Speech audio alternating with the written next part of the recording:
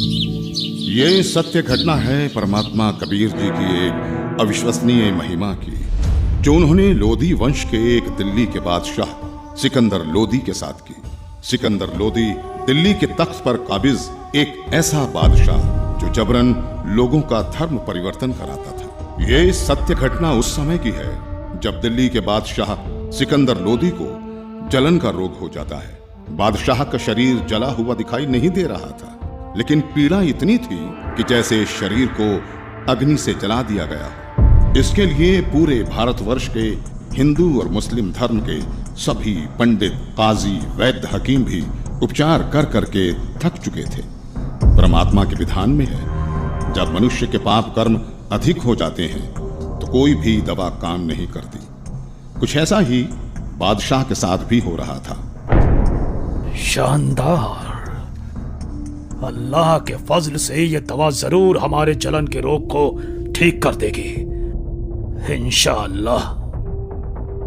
राजा सिकंदर लोदी ने सभी प्रकार की औषधि सेवन की, बड़े बड़े वैद्य बुला लिए गए, लेकिन बादशाह पर कोई भी औषधि काम नहीं कर रही थी। यहां तक कि सिकंदर लोदी ने उन्हें ठीक करने के बदले मुंह भोला इनाम भी रख दिया था, लेकिन सर्व उपाय निष्फल ही रहे। बादशाह सलामत, अब आपकी तबीयत कैसी है? पीर जी, हमें जरा भी आराम नहीं हुआ। बाहर से नहीं दिखता, लेकिन पीड़ा इतनी अधिक होती है कि जैसे किसी ने हमारे शरीर को जला दिया हो। बादशाह सलामत, हम सभी ने आपको वो हर दवा दी है जो ऐसे रोग में दी जा सकती है। बादशाह सलामत, लगता है ये कोई लाइलाज बीमारी है जिसका ठीक होना नामुमकिन है। गुस्ताखी माफ बादशाह, अगर आपकी इजाजत हो तो हम आपसे कुछ कहना चाहते हैं, क्योंकि हम सबको ये पता है कि आपको ये लाइलाज रोग अल्लाह की मर्जी से हुआ है, तो इसका इलाज भी हम वैद्य नहीं बल्कि कोई पहुंचा हुआ संत फकीर ही कर सकता है। और हम ऐसे ही एक सिद्ध महापुरुष को जानते हैं। कौन है वो? काशी में कबीर नाम के एक महापुरुष हैं। हमने सुना है कि उन्होंने बहुत सारे लोगों के कष्ट दूर किए हैं। उनमें मुर्दे तक को जीवित करने की शक्ति है। बादशाह सलामत, अगर वो रहम कर दें तो ये रोग एक लम्हे में खत्म हो सकता है। मौलवी साहब, आप कैसी बातें कर रहे हैं? इतने बड़े बड़े हकीम और वैद्य जो रोग ठीक नहीं कर सके, वो भला ये कबीर कैसे ठीक कर सकता है? हमें तो लगता है कि अब हमें इस रोग के साथ ही आखिरी दम तक जीना पड़ेगा। अब तो जीने की चाह भी खत्म होती जा रही है। गुस्ताखी माफ करें जहांपना, लेकिन कबीर जी कोई साधारण पीर नहीं है। वो चाहें तो कुछ भी कर सकते हैं। ठीक है, हमारे काशी चलने का बंदोबस्त किया जाए।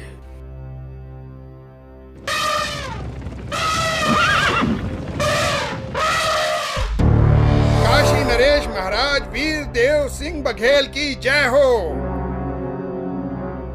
कहो दूत, क्या संदेश लाए हो?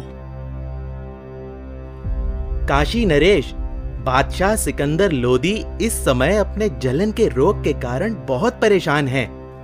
उन्हें बताया गया है कि यहाँ कबीर नाम के एक महापुरुष हैं जो बादशाह के जलन के रोग को ठीक कर सकते हैं। इसीलिए बादशाह जल्दी ही काशी पधारने वाले हैं। ठीक है, संदेश भिजवा दीजिए। हमें बादशाह के आने का इंतजार रहेगा। महामंत्री जी, बादशाह के स्वागत की तैयारी की जाए। जी महाराज।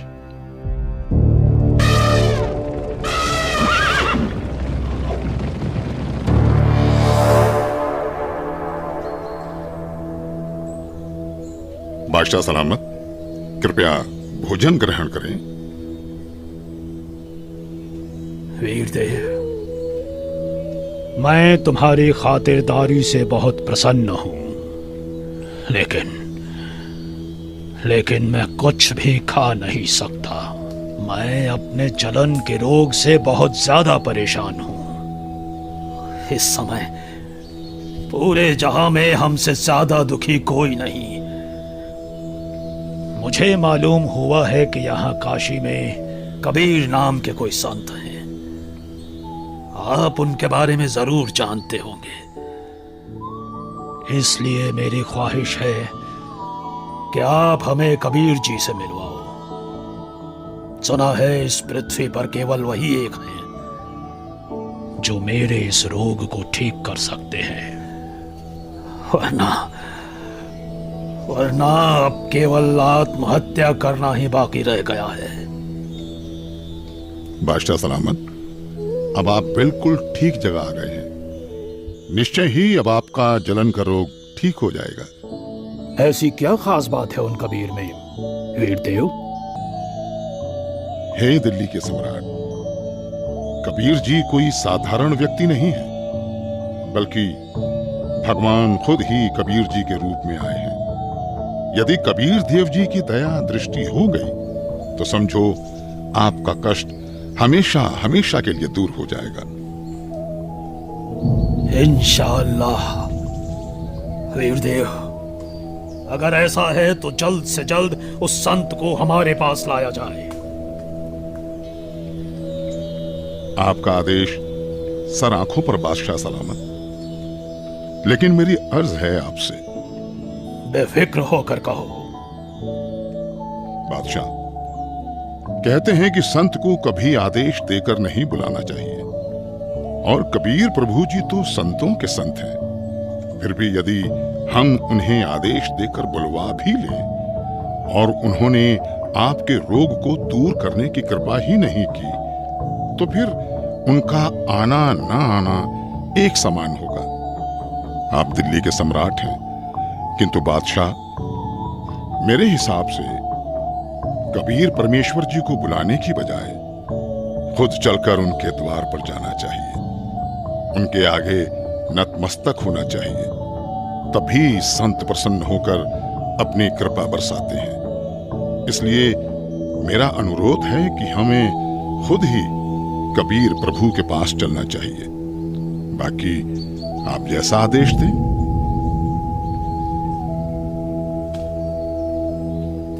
ठीक है, मुझे अभी कबीर जी के घर ले चलो। मैं अभी के अभी कबीर जी से मिलना चाहूंगा।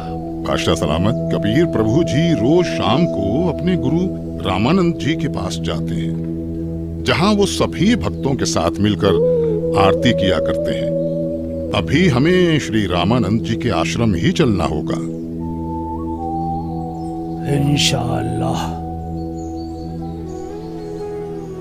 हे परवरदिगार, लाज रखना। आपके दर्शनार्थ आश्रम की ओर निकल तो पड़े हैं, किंतु वहां तो स्वामी जी ने मुसलमानों का अंदर जाना वर्जित किया हुआ है। दया करना भगवान।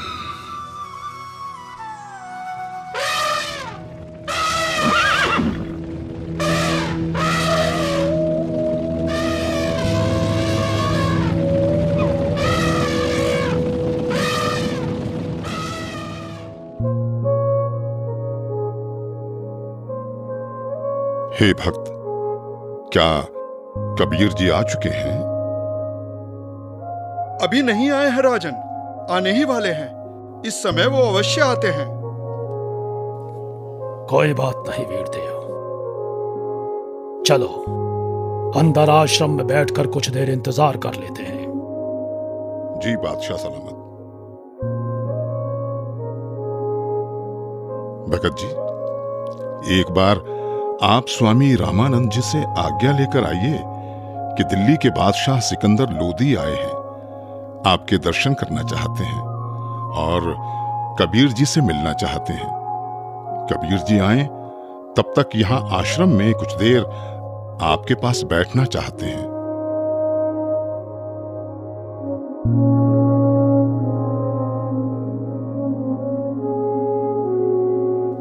प्रणाम गुरुदेव। गुरुदेव, काशी नरेश वीर देव सिंह और दिल्ली के बादशाह सिकंदर लोधी आए हैं। उनको कबीर जी से मिलना है। उनके आने तक वो आश्रम में बैठकर इंतजार करना चाहते हैं। क्या कहा? सिकंदर लोधी? जी गुरुदेव। उन मांस खाने वाले पापी मुस्लिम मलिच्छों के लिए यहाँ आश्रम में कोई जगह नहीं। कह दो उसे कि बाहर ही इंतजार करे।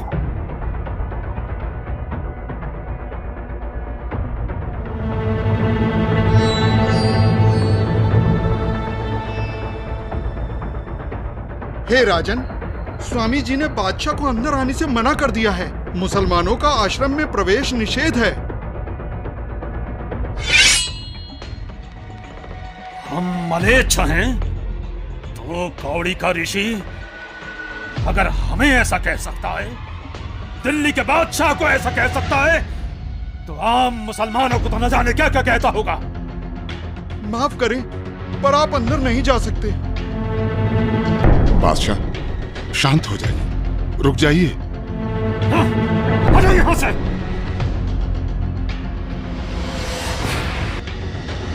रामानंद हमें काफिर और मलेच्छ कहता है। अभी बताते हैं तुझे कि हम कौन हैं।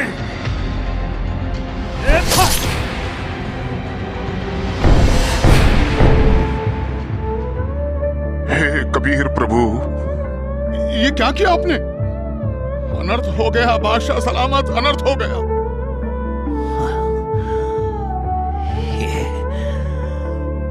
ये मैंने क्या कर दिया? मैं निहायत ही नीच किस्म का व्यक्ति हूं। वीरदेव आया था अपना रोग ठीक कराने, और जिसके पास आए उसके गुरु को ही मार दिया। या अल्लाह, कितने गुनाह किए हैं मैंने, माफ कर दो मुझे। वीरदेव, यहां से वापस चलो। कबीर जी अब कभी मेरे रोग को ठीक नहीं करेंगे। अगर मैं उनके सामने रहा तो वो जरूर मुझे बद्दुआ देंगे। इसलिए यहां से अभी के अभी चलो। जैसा आपको सही लगे बादशाह, चलिए। कबीर प्रभु जी सामने है बादशाह सलामत। दो राजा एक साथ? काशी नरेश और दिल्ली के बादशाह का इस गरीब के पास कैसे आना हुआ? कहो, कैसे आगमन हुआ?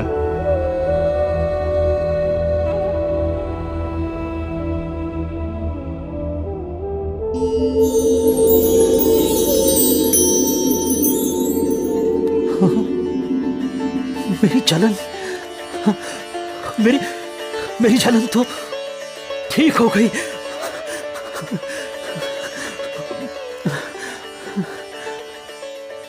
हे अल्लाह की साथ, मुझे माफ कर दो। मैं बहुत नीच आत्मा हूं, मैं बहुत पापी हूं। क्या बात है राजन? हे परवरदिगार, जिस उद्देश्य से मैं आया था वो तो आपके आशीर्वाद मात्र से ठीक हो गया। मेरे शरीर में जलन का असाध्य रोग था, जिसका कोई उपचार नहीं हो रहा था। उस भयंकर पीड़ा को आपने पल भर में दूर कर दिया परवरदिगार। लेकिन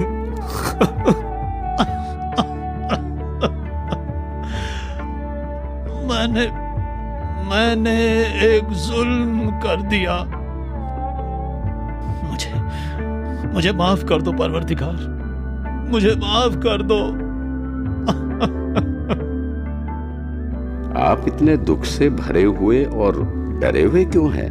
भगवान, हमें माफ कर दो, माफ कर दो मुझे।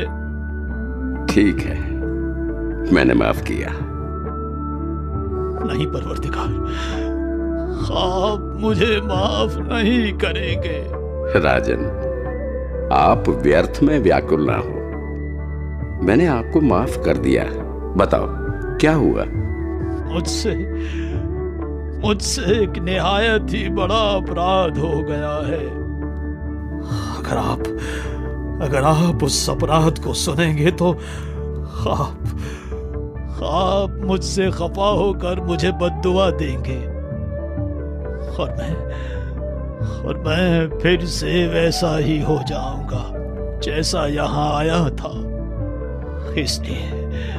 इसलिए मैं खौफजदा हूँ। आखिर ऐसा क्या हुआ है बादशाह? रामानंद जी ने काफी तीखे अल्फाज बोले और मेरे पर पहले से ही बादशाह होने का नशा हावी था। मुझे गुस्सा आ गया और मुझसे उनकी हत्या करने का अपराध हो गया। मालिक, आप तो खुद ही अल्लाह की जात हो, सबके जहन की बात जानते हो। बादशाह, सच तो ये है कि कोई किसी को नहीं मारता। स्वामी जी की मौत आज होनी थी और आपके हाथों से ही होनी थी। ये पहले से ही निश्चित था। कोई बात नहीं, मन को दुखी मत करो। जो होना निश्चित था हो गया। लेकिन अब ऐसे मत जाना, स्वामी रामानंद जी का अंतिम संस्कार करवाकर ही वापस जाना, नहीं तो प्रजा आपको बहुत बुरा भला कहेगी।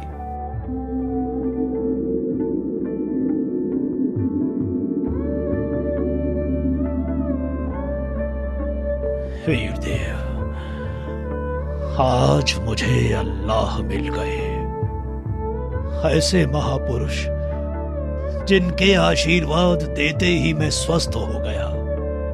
और मैंने इतना जुल्म किया, फिर भी उन्होंने मुझ पर गुस्सा तक नहीं किया। राजा ने ये क्या किया? अनर्थ हो गया।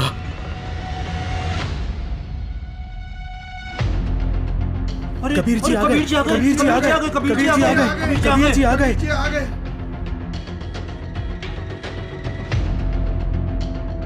हे भगवान, सिकंदर लोधी ने अपने गुरुदेव की हत्या कर दी। अरे नादानो, कोई किसी को नहीं मारता। अपने गुरुदेव के प्रारब्ध में था इनके हाथों मरना। नहीं तो कहां सिकंदर लोधी बादशाह दिल्ली से चलकर यहाँ अपने आश्रम में आए। इनका तो कोई मतलब ही नहीं बनता यहाँ आने का। भक्तों, अपने गुरुदेव जी का संस्कार इन्हीं के हाथों मरने का था। अरे ये तो फिर से आ गया। अब ये क्या करेगा? गुरुदेव, आरती का समय हो गया। आपके सारे भक्त आपकी प्रतीक्षा कर रहे हैं। उठिए गुरुदेव।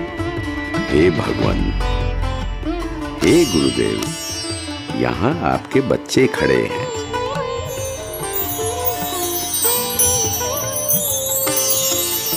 भगवान, बंदी छोड़ कबीर साहेब की जय हो। बंदी छोड़ कबीर साहेब की जय हो। हे कबीर देव जी, ये मेरे शरीर के आधे हिस्से से खून और आधे हिस्से से दूध कैसे निकला? क्या राज है इसके पीछे? गुरुदेव, आप तो परम ज्ञानी हो, आपको तो सब पता है। आप तो बस मुझे महिमा देना चाहते हैं, इसलिए आप मुझसे ये प्रश्न कर रहे हैं। गुरुदेव, आपने अपने इस दास कबीर को गुरु मंत्र देकर हिंदुओं से तो छुआछूत की बुराई को दूर कर दिया, लेकिन मुसलमानों से आप अभी भी नफरत करते हैं। गुरुदेव, कोई भी जाति, धर्म, मजहब बुरा नहीं होता। लोग बुरे हो सकते हैं, हम उन्हें सही रास्ते पर ले जाने ही आए हैं। हम उनकी बुराई को दूर करेंगे, ना कि उन्हें खुद से दूर करेंगे। आप अभी तक मुसलमानों से नफरत करते हो, आप मुक्ति प्राप्त नहीं कर सकोगे। मैंने तो अपना सारा जीवन ही मुक्ति पाने के मार्ग में लगा रखा है। अब मैं क्या करूं? हे भगवान, मुझ पर दया करो। राजन, मैं तो बहुत ही निकृष्ट इंसान हूं। पहले भी मैं ब्राह्मणों के अलावा किसी को अपने पास नहीं आने देता था, और अभी भी मेरे अंदर ये दोष था कि मैं मुसलमानों से नफरत करता था। लेकिन आज परमात्मा कबीर जी की कृपा से मेरे मन से ये मैल चला गया। दुनिया के लिए मेरे शिष्य बनकर लीला कर रहे हैं, किंतु सच तो यही है कि ये सर्व सृष्टि रचनहार है, और मैं भी इन्हीं की शरण में हूं। राजन, मैंने तुम्हें बहुत बुरा भला कहा, मुझे क्षमा करना। मुझे माफ करें गुरुदेव, मैं एक नीच इंसान हूं। मैंने भी बिना सोचे समझे आप जैसे महापुरुष की हत्या कर दी। वो तो मेरी खुशकिस्मती है कि आज मुझे परमात्मा कबीर देव जी के रूप में खुद अल्लाह ही मिल गए। मेरा भी न जाने कौन से जन्म का पुण्य फल उदय हुआ कि मुझ नीच को आप कबीर प्रभु मिल गए। मैंने तो अपने आप को मनुष्यों में सर्वश्रेष्ठ मान लिया था, लेकिन आपकी लीला से मुझे पता चला कि मैं तो कितना निकृष्ट था। आपने ये लीला मुझे सतमार्ग पर लाने के लिए ही की है। मैं तो धन्य हो गया। बंदी छोड़ कबीर साहेब की जय हो। बंदी छोड़ कबीर साहेब की जय हो। बंदी छोड़ कबीर साहेब की जय हो।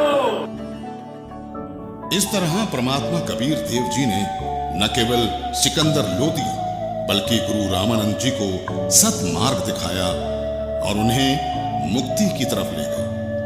ये अनमोल ज्ञान जगत गुरु तत्वदर्शी संत रामपाल जी महाराज के सत्संगों का अंश मात्र है। संपूर्ण आध्यात्मिक ज्ञान के लिए सुनिए संत रामपाल जी महाराज के मंगल प्रवचन।